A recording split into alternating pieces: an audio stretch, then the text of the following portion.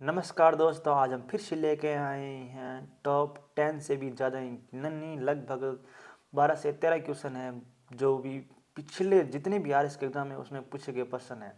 और हाँ, राजस्थान की जो भी एग्ज़ाम उनके लिए तो बहुत इंपॉर्टेंट है, आरएस के लिए तो है ही और बाकी एग्ज़ाम के लिए भी बहुत इंपॉर्टेंट है। यानी आरपीसी क्या पूछता है क्या नहीं पूछता है वो उसके बारे में क्वेश्चन है। और अभी तक हमारे चैनल को सब्सक्राइब नहीं किया तो प्लीज़ सब्सक्राइब कर ले और कमेंट करके जरूर बताना वीडियो कैसा लगा और अगला किस टॉपिक वीडियो चाहिए और क्या क्या चाहिए ये भी कमेंट जरूर करना है। चलो स्टार्ट करते हैं। निम्नलिखित में से सर्वप्रथम किसने राजस्थान के जो राजसी शासक सर्वप्रथम किसने राजस्थान के राजसी शासक वर्ग के लिए पृथक जो शिक्षा संस्थान की आवश्यकता पर बल दिया था वो कौन थे? राज निम्नलिखित में से सर्वप्रथम किसने राजस्थान के राजसी शासक वर्ग के लिए पृथक शिक्षा संस्थान की आवश्यकता पर बल दिया था वो थे कैप्टन वाल्टर जिसने राजस्थान के राजसी शासक वर्ग के लिए पृथक शिक्षा संस्थान की आवश्यकता पर बल दिया था। कैप्टन वाल्टर एकदम राइट आंसर है, captain Walter. Okay, captain Walter एकदम सही है। नेक्स्ट प्रश्न है कि राजस्थान साहित्य एक प्रारंभिक रचना हंसावली रचित है। राजस्थान साहित्य की एक प्रारंभिक रचना हंसावली रचित है। राजस्थान साहित्य की एक प्रारंभिक जो रचना हंसावली रचित है। हंसावली किसकी है? हंसावली है असाहित्य द्वारा असाहित्य द्वारा हंसावली असाहित्य द्वारा हंसावली असाहित्य द्वारा ऐसे हंसावली ऐसे असाहित्य द्वारा ऐसे हंसावली और ऐसे असाहित्य द्वारा हंसावली असाहित्य द्वारा रचित है। नेक्स्ट प्रश्न है निम्नलिखित में से किस स्थल के शासक जो मिनेंडर के 16 सिक्के प्राप्त हुए? मिनेंडर के 16 जो सिक्के हुए थे, स्थल कौन सा है, जगह कौन सी है, स्थान कौन सा है? वो मिनेंडर के जो 16 सिक्के, कितने सिक्के? 16 सिक्के प्राप्त हुए हैं वो है बेरहाट विराट नगरी, जो कि अभी हाल फिलहाल में अजमेर में अलवर में नया होकर कहाँ है, तो कमेंट करके आपको जरूर बताना है। यानी नया जिला बना है उसमें है। यानी जो स्थल कौन सा है? बेरहाट जहाँ पर मिनेंडर के 16 सिक्के मिले थे। कहाँ मिले थे? बेरहाट में मिले थे। 16 है सिक्के मिले थे जो भी मिनेंडर के सिक्के मिले थे। निम्नलिखित में से कौन सा शासक गुर्जर प्रतिहार राजवंश से संबंधित नहीं है?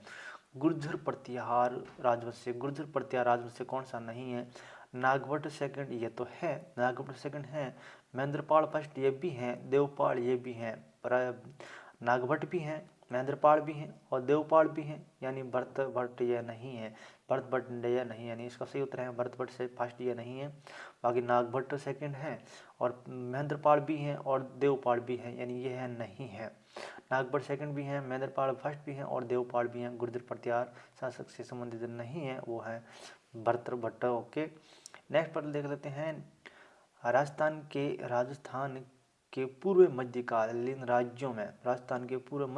राज्यों में नैमित्तिक पदनाम का प्रयोग किसके लिए था? नैमित्तिक था ज्योतिष। कौन था? नैमित्तिक ज्योतिष के लिए किया जाता था। नैमित्तिक राजकीय ज्योतिष के लिए होता था। नैमित्तिक राजकीय ज्योतिष के लिए, नैमित्तिक राजकीय ज्योतिष के लिए जो पदनाम था राजकीय ज्योतिष के लिए नैमित्तिक राजकीय ज्योतिष के लिए होता था। क्रांतिकारी जिसे महंत प्यारेलाल हत्याकांड में सजा मिली थी, वो है कौन सा क्रांतिकारी है जिससे महंत प्यारेलाल हत्याकांड में सजा मिली थी? वो है केसरी सिंह बारहट। कौन है? केसरी सिंह बारहट। प्यारेलाल हत्याकांड में सजा मिली थी किसे?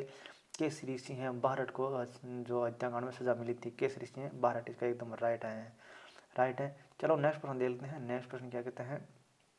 निम्न में से जो किसने राजपूताना की देशी रियासतों के साथ 1817-18 के अधीनस्थ संधि की बातचीत की थी? यानी किसने राजपूताना की देशी रियासतों के साथ 1818 और 1817 की अधीनस्थ संधि से बातचीत की थी? वो कौन था? और वो था चार्ल्स मेटकॉप जो राजपूताना की देशी रियासतों के साथ 1817-18 की अधीनस्थ संधि से बातचीत की थी चार्ल्स मेटकॉप एकदम राइट आंसर है। देशी रियासत जो 25 मार्च 1948 को गठित संयुक्त राजस्थान का हिस्सा नहीं थी। देशी रियासत जो 25 मार्च 1948 को गठित संयुक्त राजस्थान का हिस्सा नहीं थी, वो कौन सी नहीं थी? उदयपुर नहीं थी। 25 मार्च 1948 को कौन सी नहीं थी? उदयपुर नहीं थी। बूंदी थी, प्रतापगढ़ भी था, शाहपुरा भी था। बूंदी, प्रतापगढ़, शाहपुरा भी था। पर उदयपुर नहीं था, उदयपुर नहीं था। उदयपुर बाद में इसको शामिल किया गया था, उदयपुर को बाद में किया था, इसके बाद में उदयपुर ही शामिल किया था। 25 मार्च 1948 को बूंदी भी थी, प्रतापगढ़ भी था और शाहपुरा भी था इसमें। ओके, नेक्स्ट हम दे लेते हैं त्याग भूमि से संपादक।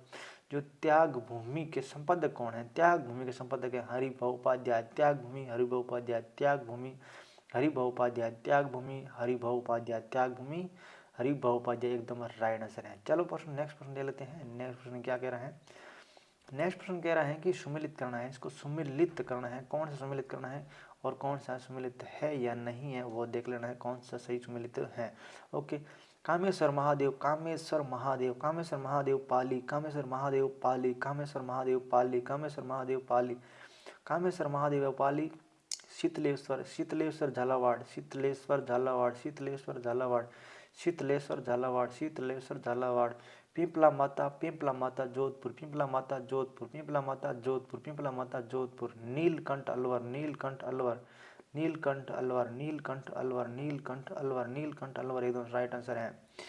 पिंपला माता जोधपुर, पिंपला माता जोधपुर, पिंपला माता जोधपुर है। और रामेश्वर, शीतलेश्वर, शीतलेश्वर झालावाड़, शीतलेश्वर झालावाड़, शीतलेश्वर झालावाड़ और कामेश्वर महादेव पाली, कामेश्वर महादेव पाली, कामेश्वर महादेव जो पाली है, कामेश्वर महादेव कहाँ है? कामेश्वर महादेव पाली, कामेश्वर महादेव एकदम पाली राइट आंसर है। और नेक्स्ट प्रश्न दे लेते हैं। नेक्स्ट प्रश्न क्या बोल रहे हैं? नेक्स्ट प्रश्न कह रहे हैं कि चित्तौड़गढ़ किले, चित्तौड़गढ़ किले में निम्नलिखित मंदिरों में से कौन सा जो जैन मंदिर है, कौन सा एक है तो जैन मंदिर है, कौन सा एक जैन मंदिर है? बाकी जैन मंदिर नहीं है, एक है जो जैन मंदिर है, कौन सा है? सातविश देवरी, सातविश देवरी, चित्तौड़गढ़ में बनने के सभी किले उनमें से एक किला है सातविश जो देवरी है वो जैन मंदिर है। जो यह है जैन मंदिर द्वारा निर्मित है, ये जैन मंदिरों में से एक मंदिर है जो जैन मंदिर है। सातविश देवरी, सातविश देवरी है जो जैन मंदिर है, सातविश देवरी जैन मंदिर, सातविश देवरी जैन मंदिर है। चलो नेक्स्ट ले लेते हैं। निम्न में से कौन सा जो चित्रकार अलवर शैली की चित्रकला से संबंधित नहीं है, नहीं है वो देखना है। नहीं है, अलवर शैली से नहीं है। कौन नहीं है? अलवर से नानक राम जी नहीं है, नानक राम जी नहीं है। जमुना दास भी हैं, जमुना दास भी हैं, बक्सा राम भी हैं, नंद राम भी हैं। जमुना दास भी हैं, बक्सा राम भी हैं, नंद राम जी हैं, नंद राम हैं, पर नानक राम जी नहीं है, नानक राम जी नहीं है। जमुना दास भी और बक्सा राम और नंद राम तीनों सही हैं। से संबंधित नहीं है वो नानक राम जी नहीं है, नानक राम जी संबंधित नहीं है। ओके, नेक्स्ट प्रश्न दे लेते हैं कि विजय दान देथा के बारे में उपयुक्त कथन देखना है। विजय दान देथा के बारे में कौन कौन से कथन है जो सही है, कौन कौन से कथन है जो सही है वो देखना है। कौन कौन से इसमें से कथन है जो सही है, सही है।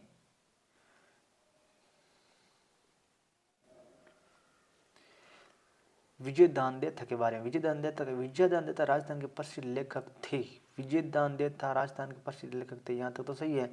जिनकी कहानी चरणदास चोर नामक नाटक के रूप में रूपांतरित की गई, जिनकी कहानी चरणदास चोर के नामक नाटक के रूप में रूपांतरित की गई थी, ये मतलब सही है।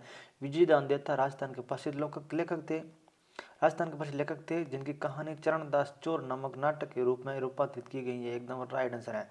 विजय दान देथा रूपायण संस्थान के सह संस्थापक थे, विजय दान देथा रूपायण संस्थान के सह संस्थापक थे, यह भी सही है। विजय दान देथा रूपायण संस्था के सह संस्थापक थे, ये एकदम राइट है, यानी दोनों ही इसके एकदम राइट आंसर है, दोनों ही सही है। आदित्य के बारे में जो भी विचार हैं दोनों भी विचार एकदम सही है। नेक्स्ट प्रश्न ले लेते हैं। निम्नलिखित में से जो सम्मिलित नहीं है वो देखना है, सम्मिलित नहीं है वो देखना है, कौन सा सम्मिलित नहीं है। पागी चंद्र प्रकाश सही है, पागी चंद्र प्रकाश सही है, पागी चंद्र प्रकाश देवड़, पागी चंद्र प्रकाश देवड़ एकदम राइट आंसर है, पागी चंद्र प्रकाश। कोडमदेव मेघराज मुकुल, कोडमदेव मेघराज मुकुल सही है। पग फेरो मणि मधुकर, पग फेरो मणि मधुकर, पग फेरो मणि मधुकर, पग फेरो मणि मधुकर सही है। कामदेव मेघराज मुकुल, कामदेव मेघराज मुकुल, कामदेव मेघराज मुकुल। पागी चंद्र प्रकाश देवड़, पागी चंद्र प्रकाश देवड़, पागी चंद्र प्रकाश देवड़, पागी चंद्र प्रकाश देवड़, कामदेव मेघराज मुकुल, कामदेव मेघराज मुकुल। पग फेरो मणि मधुकर, पग फेरो मणि मधुकर, पग फेरो मणि मधुकर, पग फेरो मणि मधुकर। पागी चंद्र प्रकाश देवड़, कोडमदेव मेघराज मुकुल, कोडमदेव मेघराज मुकुल, पग फेरो मणि एकदम सही है। बाकी बोल भार मली क्या देवेंद्र शर्मा की नहीं है? बोग भारमली ये है जो सुमिलित नहीं है, बाकी सभी सुमिलित हैं, तीनों ही सुमिलित हैं। ओके, नेक्स्ट प्रश्न देख लेते हैं। गौरी देवी किस गायन शैली से संबंधित हैं या संबंध है? गौरी देवी किस गायन शैली से संबंधित है? गौरी मांड एकदम राइट है। गौरी देवी मांड गायिका थी। गौरी देवी मांड शैली से संबंधित है, गौरी देवी मांड से। थैंक यू दोस्तों, अगर हमारा वीडियो अच्छा लगे तो लाइक तो करना ही है और कमेंट करके जरूर बताना वीडियो कैसा लगा, और अभी तक हमारे चैनल को सब्सक्राइब नहीं तो प्लीज़ सब्सक्राइब कर लें। और हाँ, इस तरह के वीडियो हैं जो सभी वीडियो देखें, सभी के सभी RS pre RS mains exam में पूछे गए ही प्रश्न है। थैंक यू दोस्तों।